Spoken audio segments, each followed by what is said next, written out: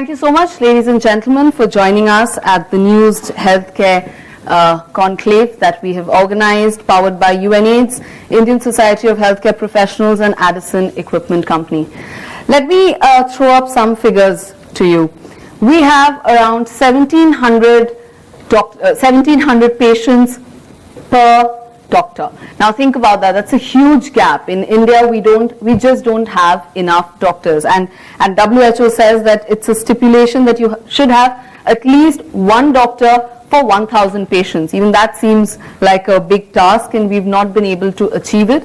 Technology has stepped into the healthcare sector rather late, but a lot has been achieved in the last few years. We've seen rapid innovations happening. We've seen young startups coming and revolutionizing the tech space and the healthcare sector. And we hope to take that forward today as we discuss the topic, taking healthcare to 1 billion people using technology. We're very glad to have the Honorable Health Secretary, Shri C.K. Mishra, here with us, and a host of very eminent panelists who I will introduce as we start off our session. But without further ado, I'd like to request Shri Mishra to say a few words and give his keynote address.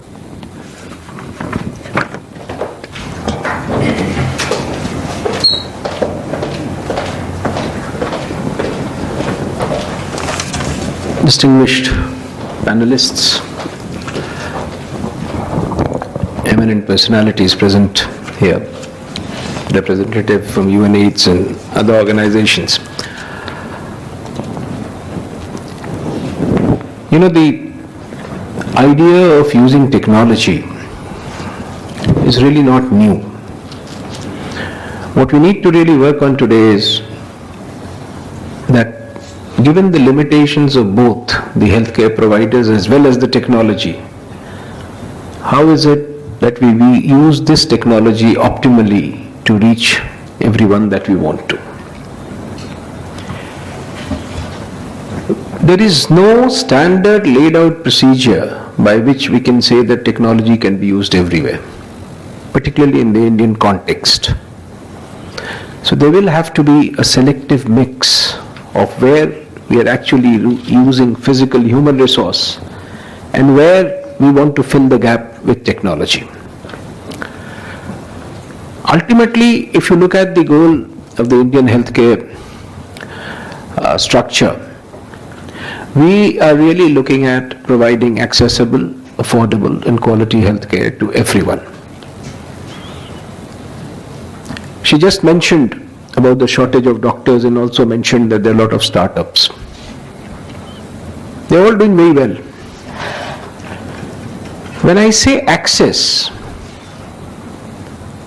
which is the group I'm looking at? We are actually looking at groups, the vulnerable section of the society, which live in parts where other forms of technology presently is not penetrating. So that is a group which is distinct from the other population that we want to service. Secondly, and that is the unfortunate part, that since they have remained unserviced for years together, that is the what I would like to call sick population that needs attention in the country. If you look at the general disease profile in India, you will see that most of it comes from there. That is the reason when we talk about states which in health ministry terminology are known as the EAG states, and otherwise many people used to refer to them as the Bimaru states. If you look at the basic issue there, the disconnect with a major pocket of population was the cause of disease burden in that area. Much of it has changed over the years. A lot of effort has been made to reach out. You look at the National Health Mission, for example. It has managed to create access. But access creation has not necessarily translated into service. and services have not uniformly translated into quality healthcare. And this is where the basic problem lies. We, in India, the problem is about numbers. I was in South Africa in a conference where we were discussing different countries' models to address issues of adolescent health. So there were many models which were presented. And I posed a question to them that India has 253 million adolescents. Which of these models will work? And the uniform answer I got from across the board was that none of these models will work. So these numbers actually force you to think of strategies which are completely new and different from what we have been doing. So when the National Health Mission came in, the access increased. With a lot of funding, somewhat, the affordability became better. But if you look at India very critically, one of the biggest problem in healthcare in India is inequity. There are pockets which have started doing extremely well, and there are other pockets where nothing is happening. If a state like Tamil Nadu or Kerala is much better than any global average in maternal mortality or neonatal mortality, you have also Assam and Bihar. So it is this inequity which ideally technology should aim at addressing. It's a gap-filling exercise. And when you look at the gaps, what do you want to use? According to me, you should use technology to provision for basic health care where physically doctors are not able to reach. We do feel that a shortage of doctors in terms of 1:1,000 to 1:1,700 that she spoke about is a huge problem for India. And it's the same story when you go to the paramedical staff. Shortage of nurses or healthcare professionals. But in the Indian context, I would pause for a minute to think that does it necessarily take an MBBS doctor to tackle the problems that we are talking about? Is public health only about doctors? Much of the startups that you're talking about have gone beyond a qualified medical practitioner. So, really technology I see being used, and the panel will throw light on it. I'm no expert. I only have some working knowledge which I'm sharing with you. There are two things that technology can do in the health sphere. One is connect. Connect somebody who's competent to give advice to a person who has nobody to seek health care from.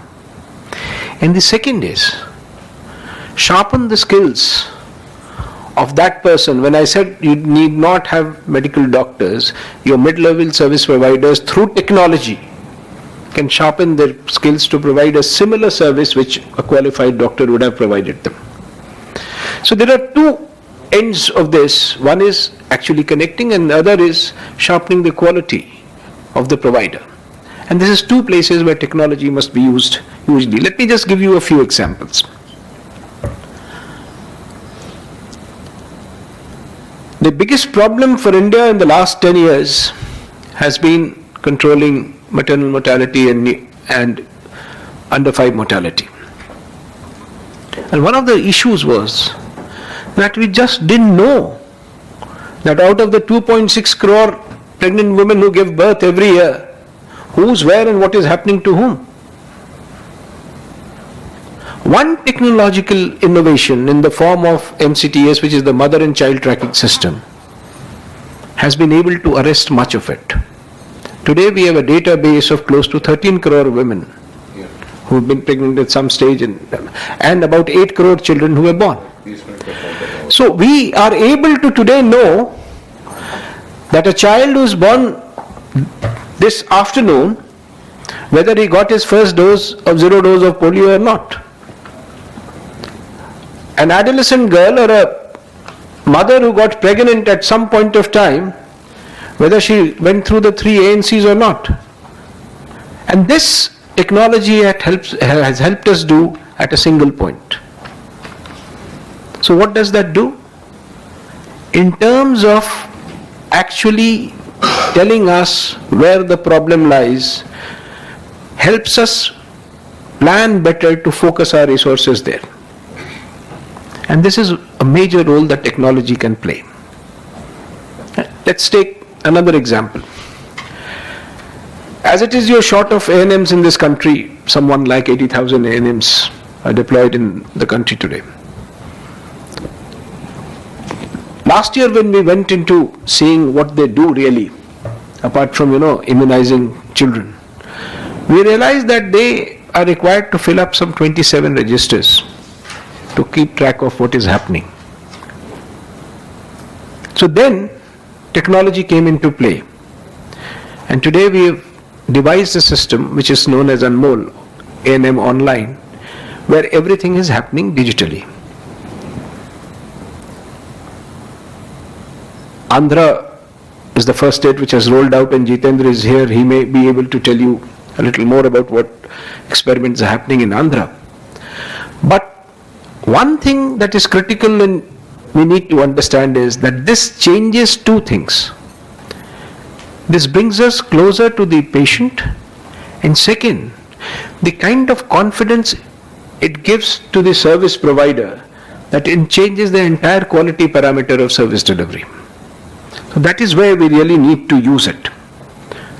Today, because of technology, in Delhi, through the HMIS, we are able to know which facility in this country, which block facility, which is a PSC, really did not get a single patient today.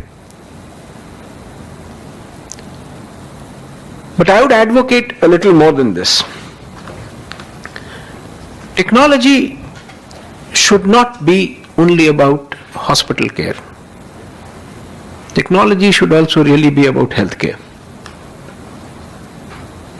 It's one thing to treat a sick patient, but a larger issue is how do we use technology to actually ensure that people don't fall sick.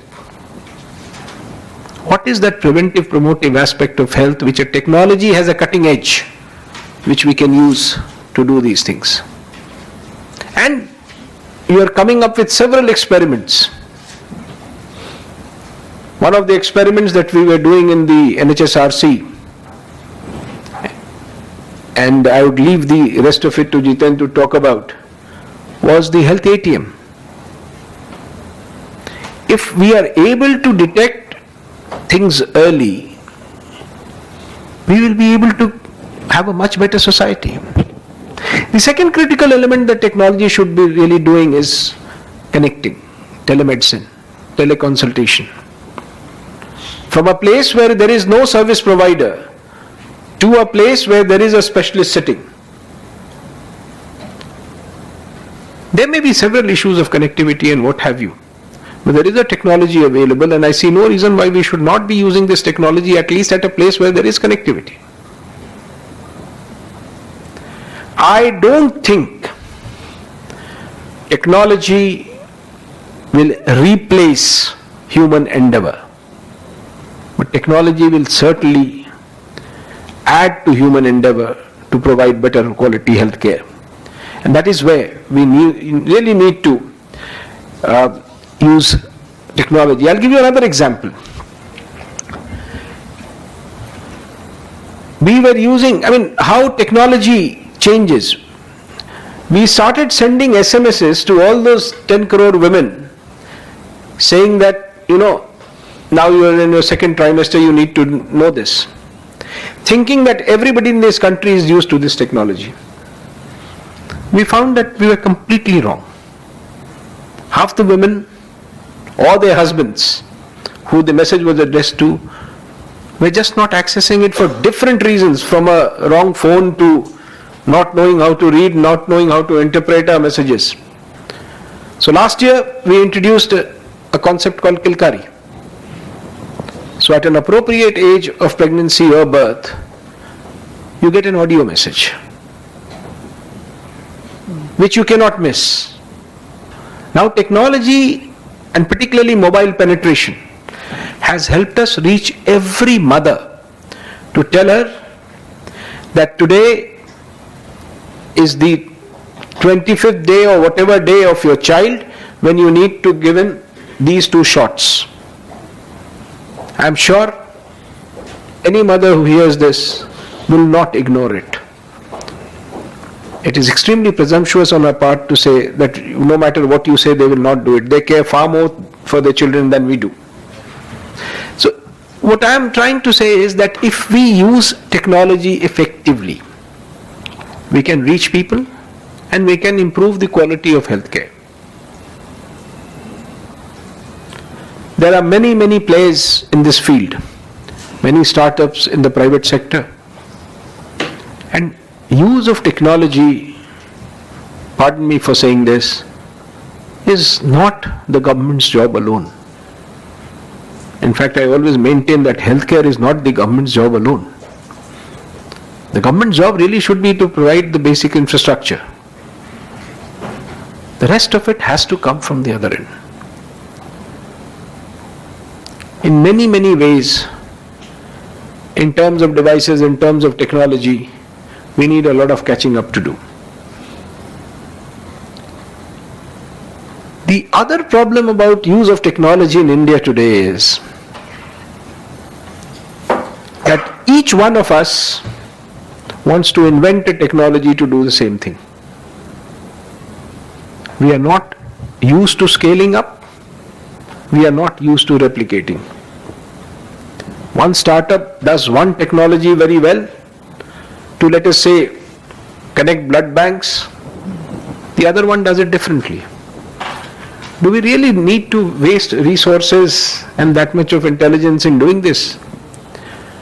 Therefore, I always advocate that we as a country are unable to work together to use one proven technology across the board and scale it up in the country.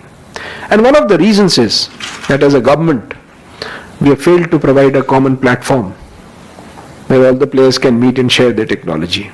That is something critical we need to do. But there is no denying that today, if you really want to reach the billions, as you say, you will have to.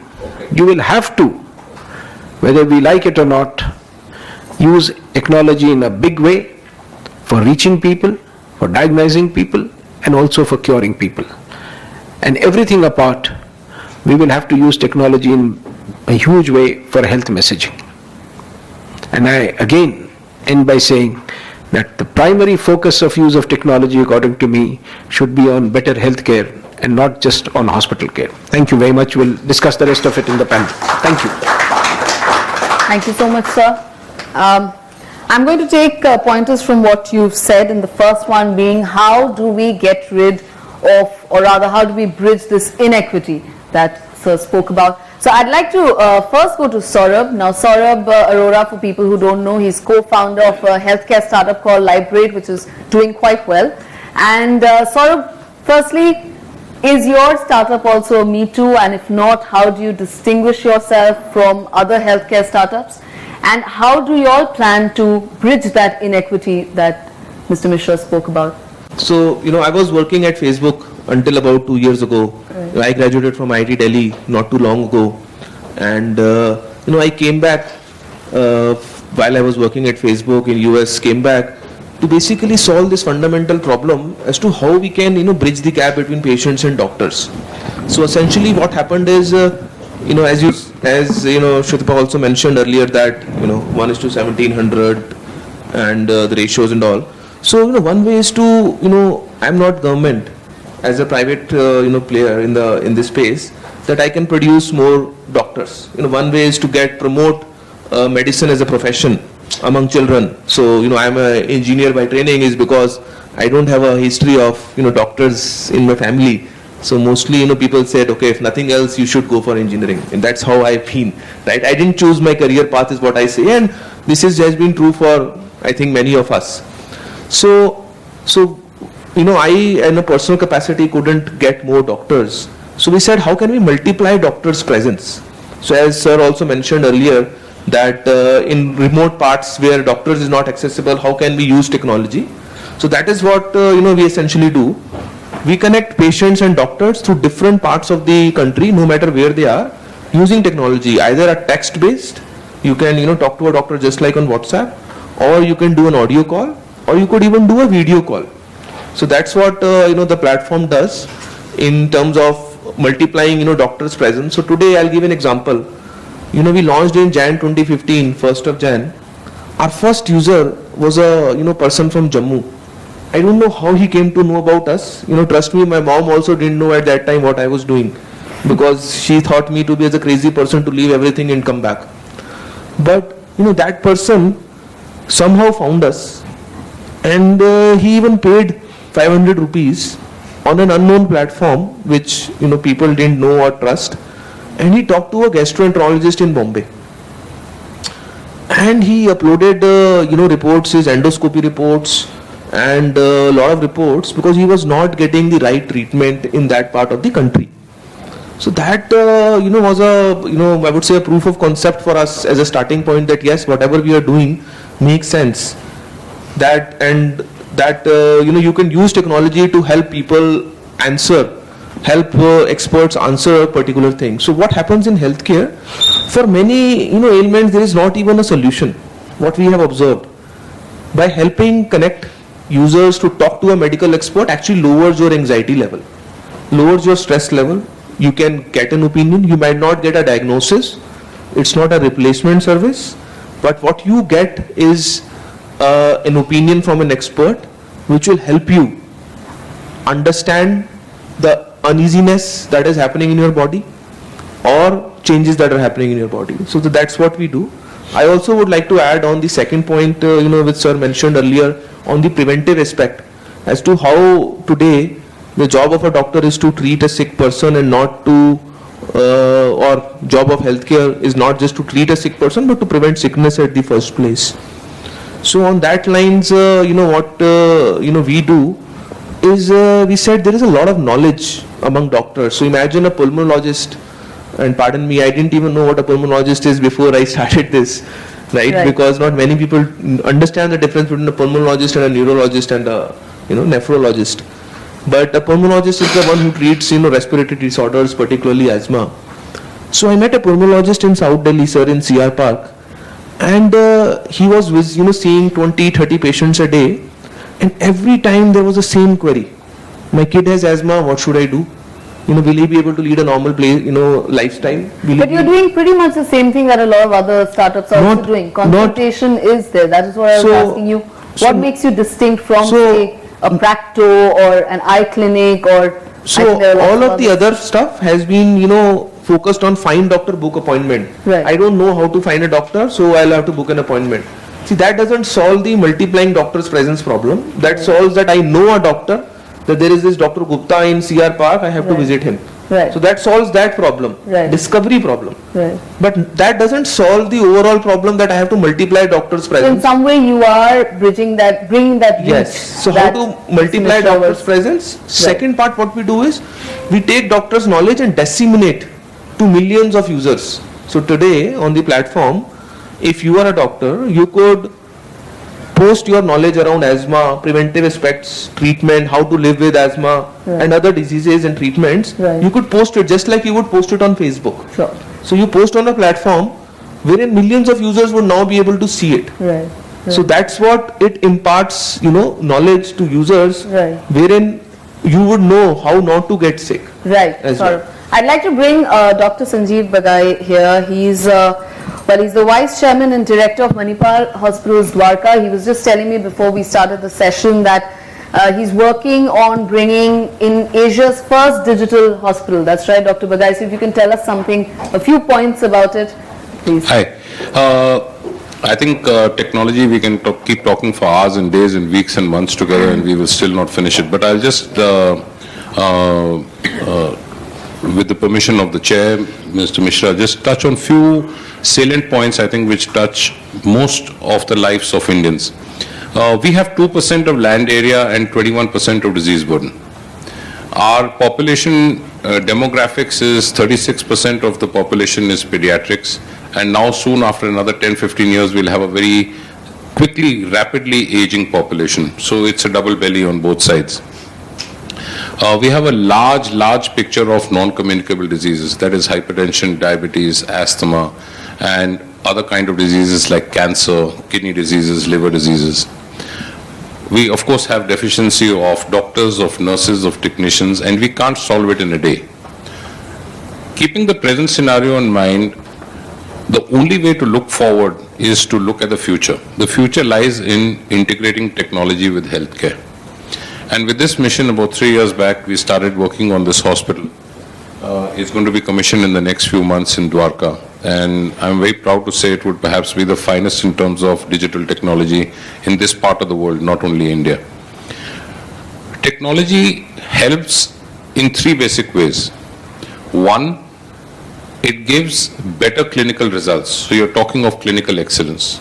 2, it gives a better patient experience, because unless and until we don't integrate the patient with the healthcare professional to become a seamless integration, a joint effort, we can't get results.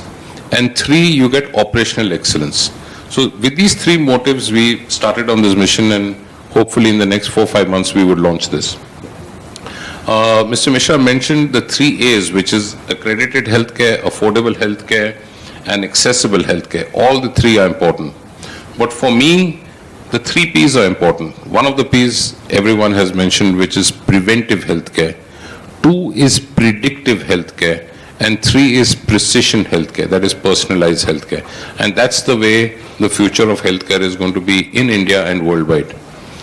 Unless and until you don't connect people to stay at home and don't reach out to the hospital for minor things, the hospitals will continue to get overloaded.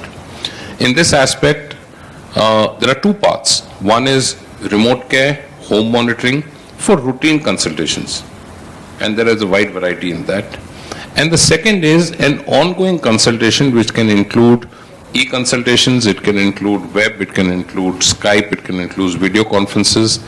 And apart from that, in a wider gamut of telemedicine, you actually create e-ICUs and e-OTs. In India, we have almost a 60 to 70% deficiencies of critical care experts. One person sitting in one place can't be at 2 places.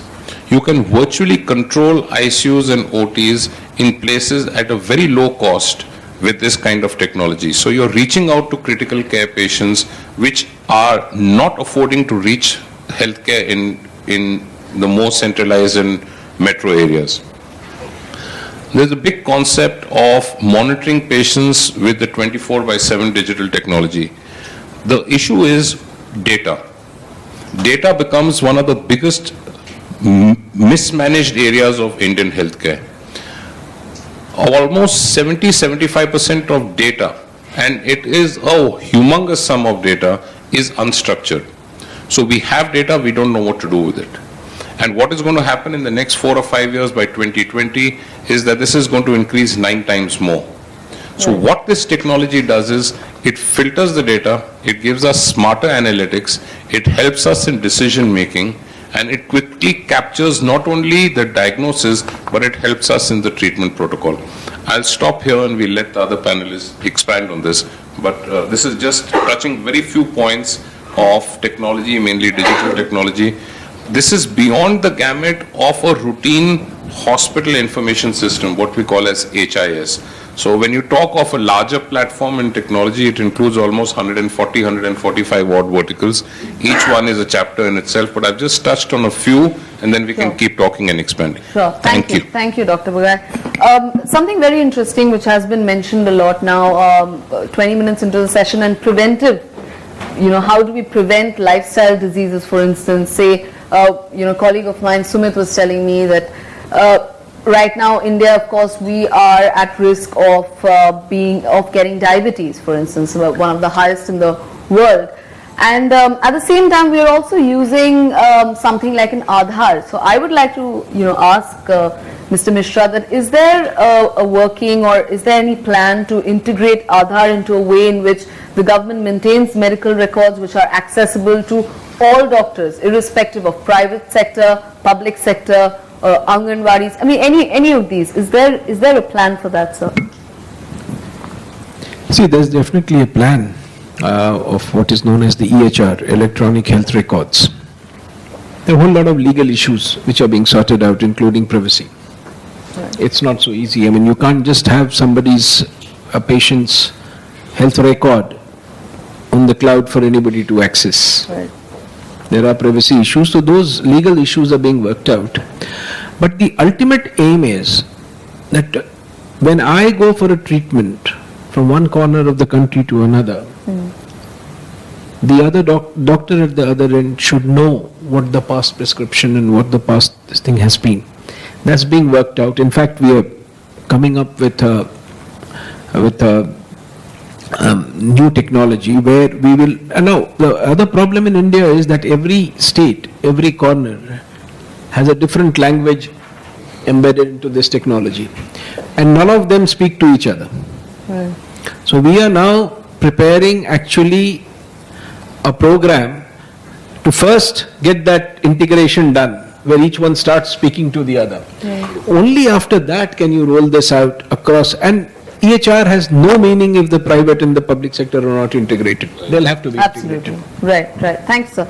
I'd like to bring in Dr. J.K. Sharma here. He's director of WHO Center of Medical Devices. He's also working closely with the Health Ministry and is advising the Andhra Pradesh government, as Mr. Mishra just said. So what are your findings when we discuss a topic like this? So my first finding is that we are very glad that respected Health Secretary is here, and valuing his time, I would like to be very, very specific. So that's my first finding. He and I, we all pretty much. And when I say specific, I just have 4 points. When Health Secretary says that technology is not just for medical care, it is also for health care, what exactly do we mean? Technology makes sense for us if it solves one of the 3 fundamental issues. Either it reduces cost of care, or it bridges a skill gap, or it targets a burden of disease. If it doesn't do any of these 3, it might be a good medical care technology for maybe a cosmetic or a gender change surgery in a 5-star hospital, but it doesn't make sense in terms of healthcare. Makes sense for healthcare when it does reduction in cost of care, or targeting burden of disease, or bridging a skill gap. Now if you just, and that's point number 1. And just to substantiate what sir was saying, 2 very, very specific examples. A state like Tripura today, each and every X-ray machine of the state of Tripura, the radiology reports are being reported from Bangalore by one of the most renowned radiologists in the world, at a cost which is less than $1 an X-ray, almost 40 rupees. That is what government has done under National Health Mission. It has actually democratized technology. A guy who is almost reporting to the governor of Pennsylvania is actually reporting for a tribal patient in Tripura as we speak.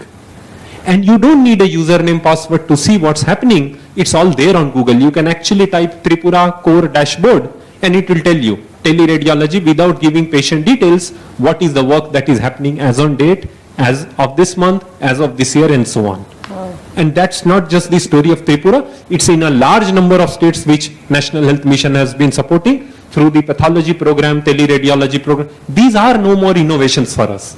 These are our bread and butter now. They are happening in mass, in volumes that we can't imagine.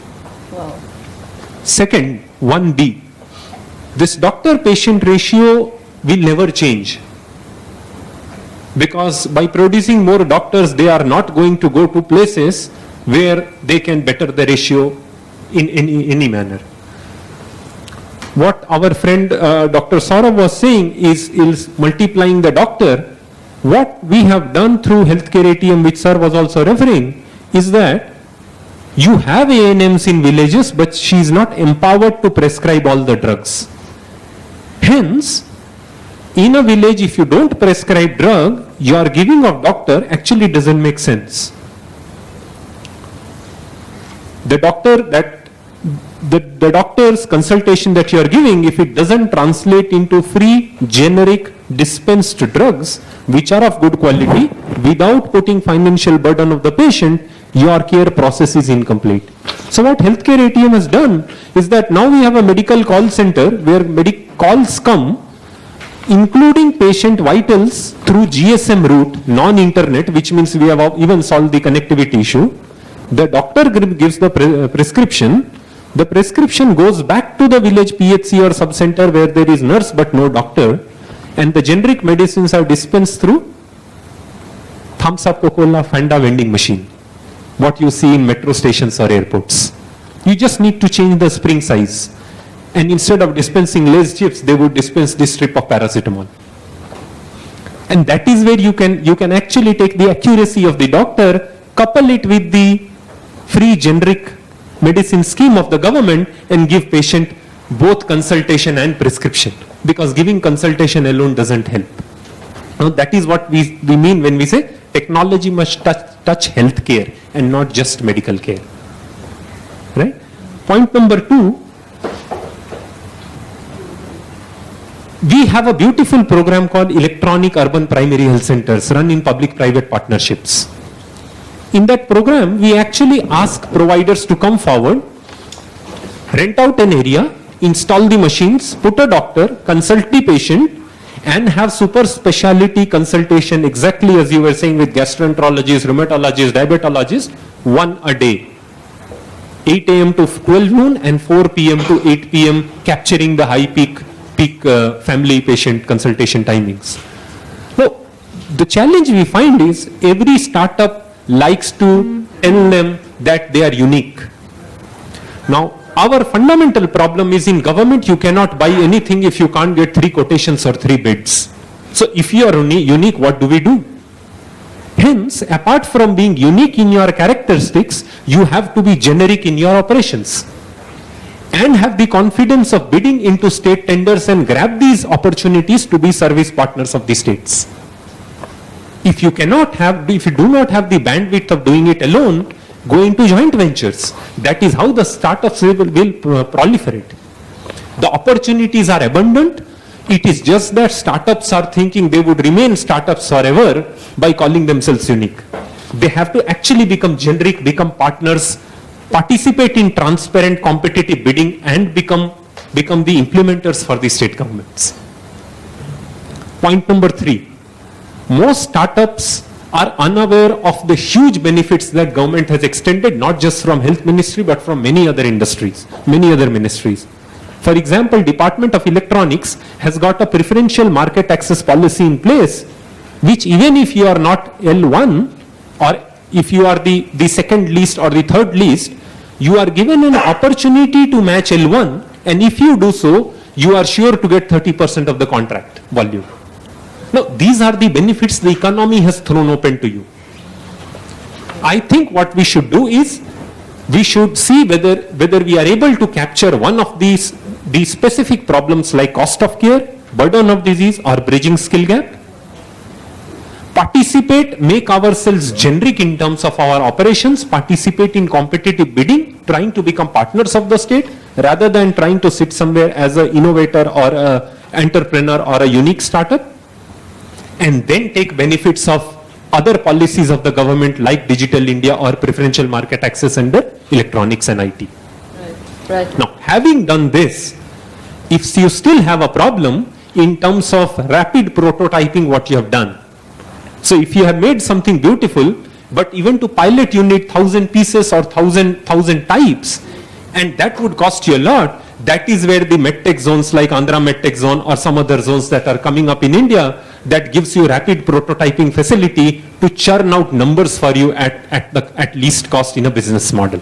Right. I think if we put all these 3 together, we are looking at a beautiful golden age. It is just the art of putting things together and tapping up the opportunity. Fair points, Dr. Sharma. I'll come to you, Dr. Jain, in a moment, but Saurabh, would you like to respond to what Dr. Sharma has said? Do you, as a startup, know the opportunities that the economy has thrown up for you, and also request you to be slightly brief? So I think government is the biggest spender of healthcare. We all know, But I think, Dr. Sharma is right. And I would say that many startups don't know what are the ways to partner. So for example, I myself have been trying to, after this I'll, talk to you in person as well. But I have had few ideas around how we could partner with government. I have met, few pockets, some folks. But I think that hasn't translated into an opportunity where we could work together. I know that government is the biggest spender of healthcare. Sure. And it would make sense for a company like ours to, partner. But I think the awareness level among the startups that this is how you should do it and these are the ways, I think that has not been there. I can speak for myself, I don't know about others, but I haven't heard of many partnerships out as well, so I'm assuming that other people also, many people wouldn't know, maybe some people would know, but I would agree that this has been a lack of knowledge on our part as well. But that's what we aim to do with such conclaves that news organizers. We want you all to talk to each other, because many times there are participants who should be speaking to each other but they never do, and that is what I'm so glad that we have a key takeaway. I'll come to you, Dr. Bagai, 1 second, but I need to get Dr. Jain into it. She has 18 years of experience as in the medical field, and currently she's medical superintendent taking care of Maharaja Agrasen group of hospitals. Ma'am, what are your views on this Hi everyone. health and tech? Actually, first we need to understand what are the healthcare aspects. Sir rightly said that we should focus, number one is healthcare awareness. If healthcare awareness is there, it can lead to the preventive healthcare. Second is diagnostics. Then it is the diagnosis who is doing it, and then comes the affordability.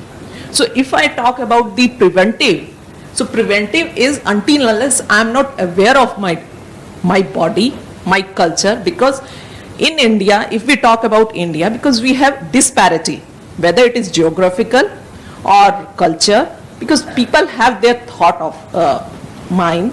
If I am living in, I'm in Kashmir or in Kanyakumari or Chennai, people come with their experience, and we had very, if we talk about Ayurveda, we had Vedas, we had homeopathy, Unani, and if we amalgamate all these things with the modern, post-modern therapy, what we call it, our allopathy, I mean, you can see the beautiful results, miraculous results. And if we talk about the awareness, if I'm aware about my preventive health, when I have to take care of my health, when I have to go visit a doctor, or maybe you don't require to visit a doctor because you are taking care of exercises these days, like Ramdev Baba, he started a beautiful health care in the terms of yoga and the Ayurveda.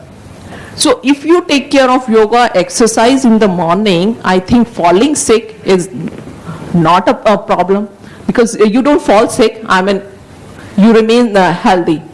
And there is another thing, if you are healthy, you do not need to see a doctor.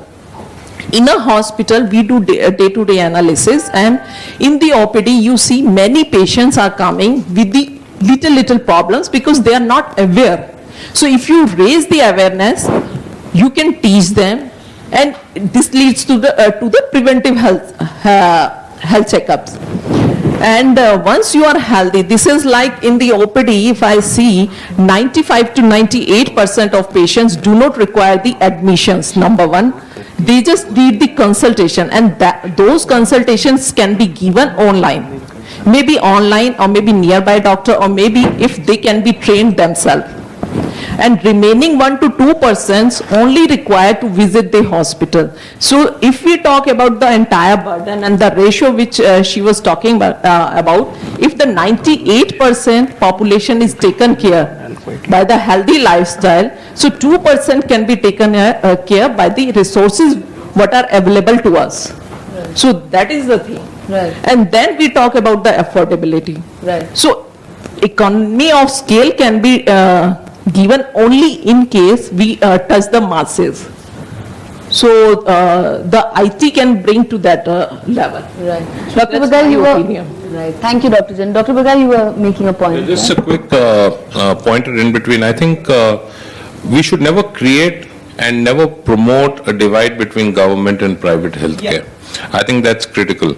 I'm not pinpointing, but when you say a 5-star facility, you should say 5-star facility in a manner of speech to say for deliverance, not for its decor, right? And I think one of the best facilities is in a government hospital in Delhi, which is All India Institute. It's unmatched in terms of human intellect and deliverance. Point number 2, there are a lot of good technology companies which are already doing PPP models, like Philips is doing it in 3 or 4 states in northern India in various diagnostic chains. So it's not only startups, but it's also established technology and intellect companies which are doing this startup. But I think the way forward beyond just telemedicine and creating eICUs and eOTs is actually an era which is now going to come into India in the next 5 or 10 years, is of sensors and it's of devices. And it's how you interlink both these separate verticals into a data system which captures it, linking it with various hospitals or a chain of hospitals, and that tracks the patients 24/7. Just by cost economics, such a humongously large population, these devices come extremely cheap. And India as a nation, if it promotes this kind of outreach into the remote areas, you don't have to ask patients, even a pregnant lady, to travel, let's say, even 5 kilometers or 10 kilometers for her BP check. It can be done sitting at home. It can be monitored, even insulin levels can be monitored, blood sugar levels can be monitored. An attack of bronchial asthma can be predicted, seizures can be predicted, involuntary movements can be predicted. These come extremely cheap. It's again a question of promoting it and telling an Indian healthcare system where sensors, 1 and 2 devices, can actually interlink with data capturing and technology. Dr. Sharma, you mentioned about Tripura, and you said that there are a few other states also which are doing similarly. If you can mention some of the states which we should... Andhra Pradesh, Maharashtra, Tripura, Assam, all the states under National Health Mission. See, what ministry does is that it brings out a strategy along with an operational plan, which could be in the form of an RFP or an engagement document or a contract document, and the ministry shares it with the states, supports it through its technical arm to roll out the programs and monitors the implementation. Supports financially on an annual basis. Now, no state is left out of it. But what happens is, depending upon the priorities and the urgencies at state level, some states end up doing it early and some states end up catching up with the others. So currently, if we talk of National Diagnostics Program, which includes CT scan, teleradiology, or for example, National Dialysis Program, I think in half of a country we are seeing either green or orange. Either they have done it or they are in final stage of doing it, which is a big thing in 2 years. Since you work so closely with the states, what challenges have you faced, or have your team ever faced when you're dealing with the states? You don't have to name them, but number one priority that you've already mentioned. I think the challenge is in terms of the technical bandwidth in all the states. The synchronization with which their technical bandwidths could match with our technical bandwidths for the rollout, because there are nuances and intricacies which needs to be dealt with. Sometimes it backfires. It could backfire on us if we are misunderstood, or if it comes in a manner that we are spoiling something there. So it could happen that way, which rarely happens. But more often than not, what happens is lack of technical bandwidth at other level, to circumvent which we end up spending more and more time. So actually 4 days a week we travel. Which means we sit in one of the states with the technical team, with the guys who actually do the work, get their files ready, get it running, to ensure that there is no time lapse. Now, all this happens in back end, which means not many people will know that it's happening. One additional point that I wanted to give is that, government as a facilitator has done something marvelous a year and a half ago. If you had something exciting in terms of medical technology 2 years earlier than today, what you would do? You would perhaps write a letter to ministry, you would perhaps write to an institution, wait for a reply, get into an appointment, discuss with them, make them understand, try to convince them and take forward from there, which is a very, very effort consuming and time consuming process. What ministry has done is it has made the entire game completely two-way and digital. Ministry has launched something called National Health Innovation Portal. What kind of innovation can a person have? It could have a program innovation or it could have a product innovation. For example, an ambulance on Brahmaputra is a program innovation. But a snake bite app, every snake has got a distinct snake bite mark. Somebody has uploaded 2 million pictures of snake bite marks on an app, put that app on a phone. When the nurse takes the picture of the skin, it tells which snake, whether it is poisonous, how much of anti-snake venom that patient may need. A product innovation. Now, when these innovations are available, what is the role of a facilitator that government has played, as Mishra sir was explaining? National Health Innovation Portal has been put in place. If you have an innovation, doesn't matter whether you are a company, a hospital, a researcher, an academician, a scientist, you can upload your innovation with all the details on the portal. As soon as you upload, the respective department gets an automatic email alert. They evaluate the innovation, they put it up to a committee which is chaired by Joint Secretary Policy under Ministry of Health. The committee approves. Once the committee is approved, the states are told these are the beautiful innovations that you may like to upskill, and the states can actually ask for financial support in their annual budget, PIP, to upscale that innovation. But so you paint a very rosy picture, it sounds very ideal, but we do hear so many things which are contrary to what you're saying about healthcare and the state of it in... I cannot give opinions, right? States. I can only tell you what I can show you on a website. So if you go to www.nhinp.org, you can actually submit an innovation as we are So speaking. we as a country are very good at coming up with programs. However, implementation and more importantly, making the states implement it is always a problem. If center is going to leave it to the states to do or not do, most likely they will not do. No, I mean what the government does, and sir would maybe be the right person to explain. So I'm in the middle of two government people, well. So actually government plays the role of I don't know, in physiotherapy we call it a spinal cord support. The patient always doesn't realize that it's walking on the support of the spinal cord board. But the spinal cord board doesn't allow you to collapse. And that is the role the central government plays. And honestly, how do I know about a snake bite app? It is somebody who uploaded on the portal, got it approved. Right. Now, if we take these opportunities and convert every problem into an opportunity, there is a whole lot of things that are going on, and there are a whole lot of things that we can build on what is already going on. Sure. Mr. Mishra has a prior engagement, so we'll take a couple of questions while sir is here. And ma'am there has a question, if we can get a mic to ma'am or... I'm Dr. Anuradha Kherna. I practiced in England for 10 years. Now I'm running a not-for-profit organization called the Indian Society of Healthcare Professionals. So very rightly you said we are very doctor-centric and illness-centric healthcare model. That's fine. Basically, if we look at America, I would probably call it as a illness model healthcare system, whereas European and other countries are more on the health-focused or a health-centric healthcare system. And most of the countries in Europe, 80% of the health services are delivered in the community. As I have experienced and done it firsthand, you have nurse-run cystoscopy clinics, you have nurse-run diabetic clinics, you have nurse-run endoscopy clinics in the community.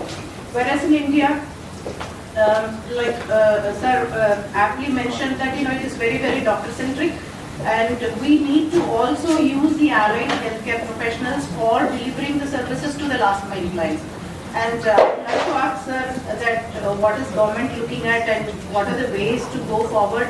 If I can give an example that, for example, the emergency contraception pills, which is available in any chemist shop, an A&M or a nurse is not allowed to prescribe it as in a rural area, which could be life-saving for the woman.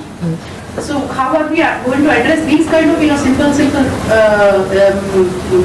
interventions which can make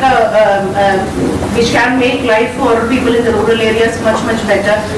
So how are we going to address this gap in the health professionals, and what government is looking at it as a way forward? See, apart from technology, the only aid that you have is what I term as a mid-level service provider.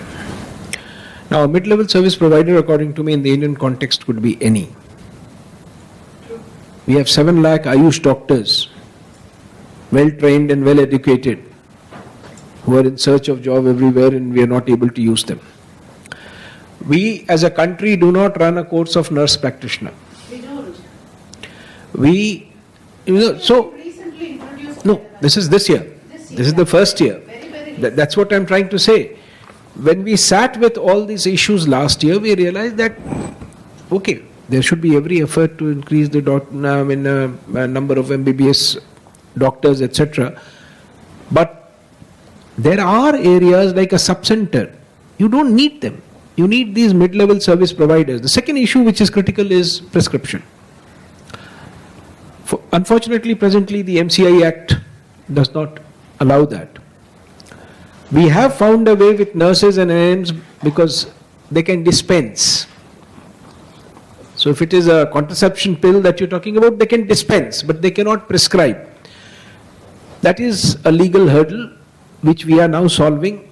We are going in for an amendment. Because unless we are able to do that, we will not be able to cater to everybody who needs this. And this whole idea of, screening and preventive promotive health will not come through. For a country of the size of India, it takes a little time for technology or any other knowledge to penetrate and actually scale up across. There are many gaps. We as Indians, unfortunately, are so focused on gaps that we never celebrate success. There's a lot that has happened. Nobody wants to celebrate the success that India today, maternal mortality is declining much faster than the globe, and we are lower than the globe today. The average is lower than the global average. Nobody wants to celebrate that. But the gaps that remain is talked about. It should be talked about for the simple reason that that is a task at hand. You need to address that. But there are some strengths which we need to work on, and we should recognize that. Thank you. Sure. Any closing comments from Dr. Jain or Dr. Sharma? All right. Dr. Bagai or Saurabh? I think Dr. Bagai will make his closing comments. And I think we need to embrace technology, keeping cost in mind, keeping the landscape of India in mind, keeping the religious, geographic, language beliefs in mind. I think the only way forward is to look at the future. Future lies in technology, integration with healthcare. You can track, you can monitor, you can survey, you can have the data analytics. The only way forward, I repeat, is embrace technology as quickly as possible in a cost-effective manner. Sure. Thank you so much. I think we've had a great session. Thank you so much, Mr. Mishra, for joining us, and all our eminent panelists. Thank you very much. Our sponsors, UNAIDS, Indian Society of Healthcare Professionals, and Addison Equipment.